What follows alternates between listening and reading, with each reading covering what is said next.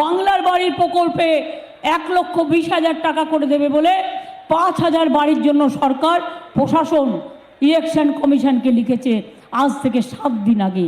এটা সেন্ট্রালের টাকা নয়, আমরা দেবো টাকা, তাও পারমিশন পাচ্ছি না।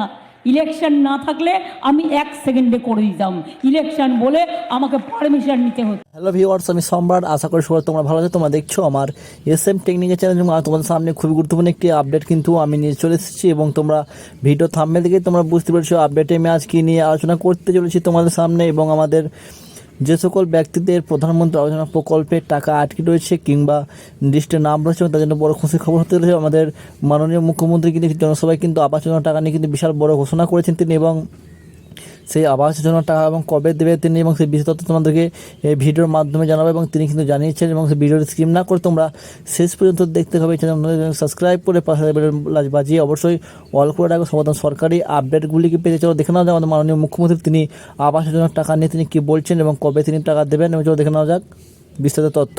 ঘরগুলো পড়ে গেছে, যাদের বাচ্চারা মরে গেছে, যারা আজও রাস্তায় পড়ে আছে।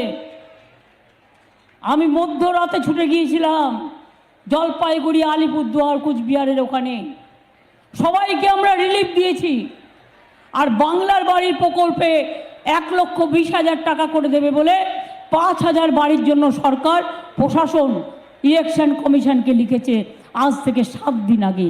এটা সেন্ট্রালের টাকা নয়, আমরা দেবো টাকা, তাও পারমিশন পাচ্ছি না। ইলেকশন না থাকলে আমি 1 সেকেন্ডে করে দিতাম, ইলেকশন বলে আমাকে পারমিশন নিতে হচ্ছে। আর বিজেপি বলছে ইলেকশনের আগে দেবে না। মোদিবাবু কি বলে গেলেন? আমি মোদিজি আপনাকে প্রধানমন্ত্রী হিসেবে সম্বোধন করে বলছি, আপনি ভালো থাকুন, সুস্থ থাকুন, সুন্দর থাকুন, দীর্ঘজীবন লাভ করুন।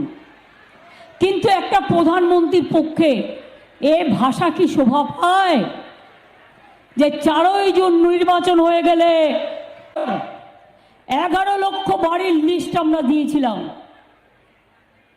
যাতে কোথাও কোনো রকম কালির দাগ ছিল না, সব লিস্ট পরিবর্তন করে সত্যিকারের যারা গরিব তাদের।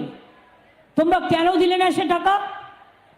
136 বার টিম পাঠালে, কোয়ারি করলে, জিজ্ঞাসা করলে, তারপরে তারা গিয়ে রিপোর্ট দিল।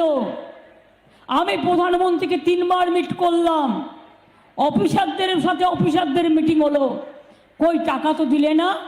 আর আজকে বিজেপির কল সেন্টার থেকে আমাদের ডেটা নিয়ে ফোন করছে, করে বলছে आपको आवास चाहिए तो आप फिर ये बीजेपी का कॉल सेंटर में दरखास्त कीजिए। করবেন না, আপনার দরখাস্ত করা আছে, ওটা করলে আপনার নামটা কেটে বাদ দিয়ে। তোমরা দেখতে পেলে আমাদের মাননীয় মুখ্যমন্ত্রী তিনি নিজের মুখে তিনি কী বললেন। এবং ভোট শেষ হলেই কিন্তু তোমাদের যে 11 লক্ষ পরিবার অর্থাৎ যাদের আবাস যোজনা প্রকল্পের নাম রয়েছে এবং তাদের অ্যাকাউন্টে কিন্তু টাকা ঢুকে যাবে, প্রথম কিস্তির টাকা তোমরা এখানে শুনতে পেলে। এবং আমাদের মাননীয় মুখ্যমন্ত্রী তিনি কিন্তু ঘোষণা করলেন। আশা করি তোমরা বুঝতেই পারলে। Thank you. দেখা হচ্ছে নেক্সট ভিডিওতে। ভালো থাকবেন, সুস্থ থাকবেন।